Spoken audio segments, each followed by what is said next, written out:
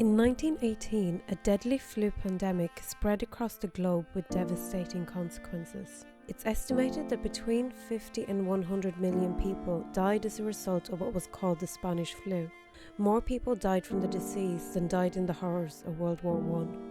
The flu came in three waves, the first in February and March of 1918 and the third in March 1919. Nearly 500 million people were infected, with a mortality rate estimated at 10 to 20%. While it became known as the Spanish flu, it is now believed that the initial outbreak began in Haskell County in Kansas, USA. It spread from army barracks to army barracks and from the US across the globe. It was first reported in Spanish media because Spain was neutral during the war. Countries involved in the war suppressed reports of the disease in order to hide the perceived weakness from the enemy. Most people who perished died from secondary bacterial pneumonia caused by an overreactive immune system. The mortality rate was particularly high among young adults, 18 to 33-year-olds. This is highly unusual for flu pandemics, which usually have higher mortality rates in young children and the elderly. Some experts now believe that what made it so deadly for young adults was that they had a prior exposure to a similar strain, the 1889 Russian pandemic. That virus strain may have shared with the 1918 virus a similar internal protein that antibodies attach to. Exposure then may have caused an overstimulation of their immune response. Shanks and Brundage, who developed this hypothesis, argued that this was essentially a unique event.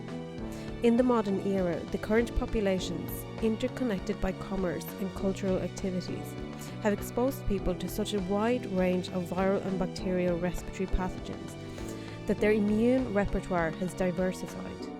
Also, the capacity to create vaccines, arsenals of antibiotics, and supportive care should prevent such deadly pandemics. This has largely been the case in the 20th and 21st century. The advances in modern medicine and the vastly improved living conditions of millions of people, at least in the developed world, have prevented any flu outbreak from causing as widespread devastation as the Spanish flu. However, when a new virus such as the novel coronavirus emerges, it's because of the interconnected global population that the disease has spread so quickly. There hasn't been enough time to create a vaccine. And while secondary bacterial infections can today be treated with antibiotics, the capacity of health services to deal with large numbers of infected people is limited, even in the developed world. Neoliberal policies of cutbacks, privatisation and outsourcing have devastated health services in most countries, including Ireland. The mortality rate of Covid-19 is much lower than that of the Spanish flu. However, it is still significantly higher than the seasonal flu, particularly for elderly people and for those with underlying health conditions. The extraordinary measures taken in Europe and across the globe today are absolutely necessary to save as many lives as possible. If we flatten the curve of infection rates, our health services can manage to care for those who will need hospital care.